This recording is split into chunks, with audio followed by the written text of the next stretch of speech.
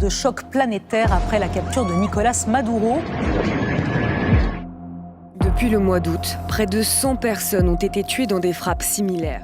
C'est du jamais vu depuis la Deuxième Guerre mondiale, se vante ce soir Donald Trump.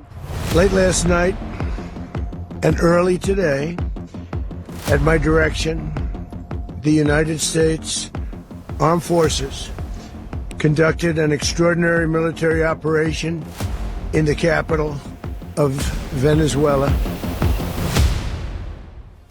Dans cette opération, quand même, l'exécution de l'appareil militaire américain, elle est extraordinaire et la qualité du renseignement, elle est tout aussi extraordinaire. Oui, mais on n'est pas en train de regarder Rambo.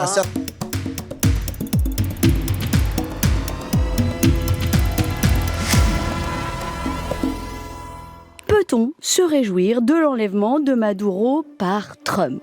Comment qualifieriez-vous cette opération d'arrestation de Nicolás Maduro par les forces spéciales américaines, audacieuse, risquée, folle ?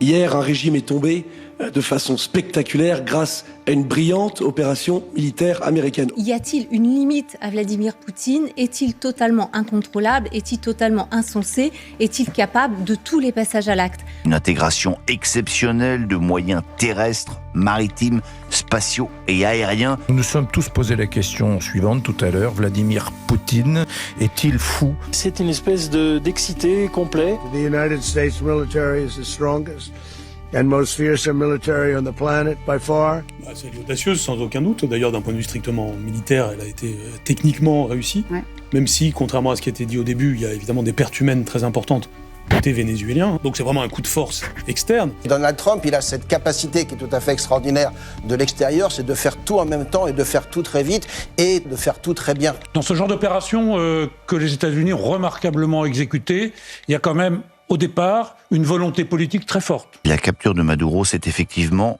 le chef-d'œuvre des forces spéciales. Et comme à chaque fois, vous verrez la même presse servile couchée au pied du maître, aboyant en cadence, pour trouver des prétextes à relativiser le caractère odieux de cette intervention.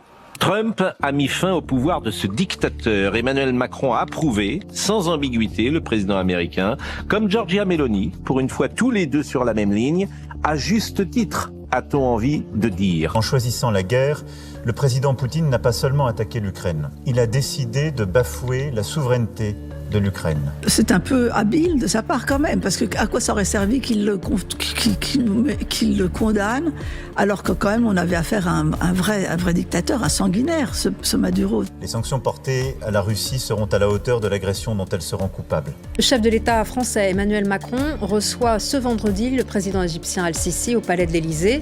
Un déjeuner de travail. Mohamed Ben Salman, en visite en France, est reçu en grande pompe à l'Élysée. C'est la deuxième fois en un an que MBS est reçu par le président français. Le monde entier devrait se réjouir.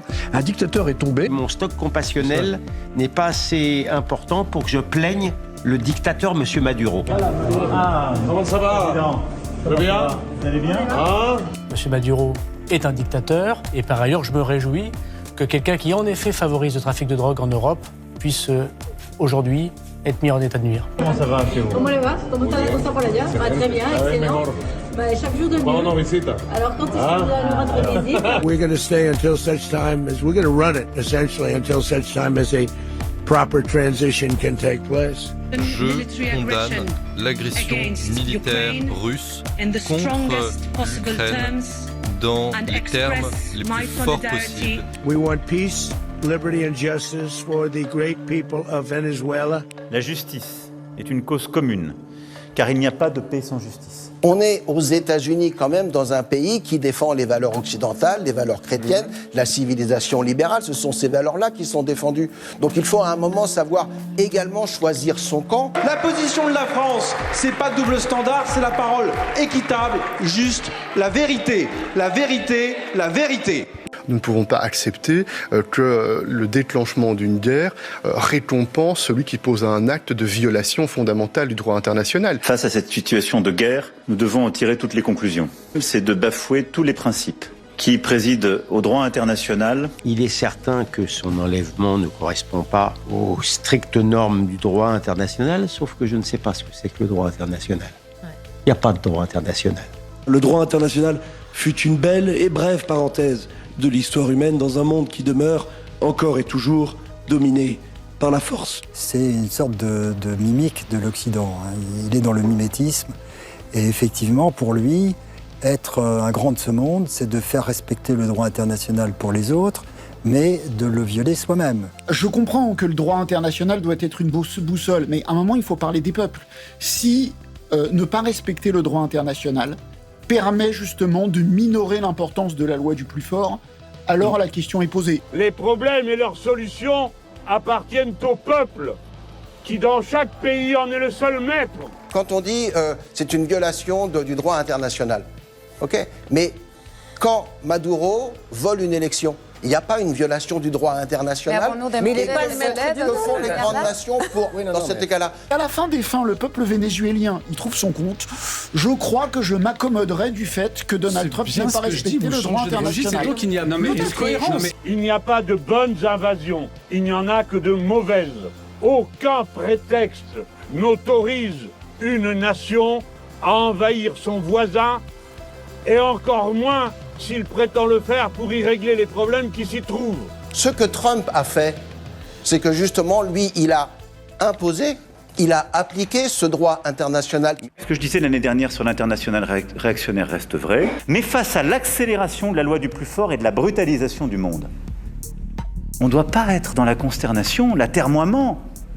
On doit être dans l'accélération de notre agenda. Nous refusons le nouveau colonialisme et le nouvel impérialisme.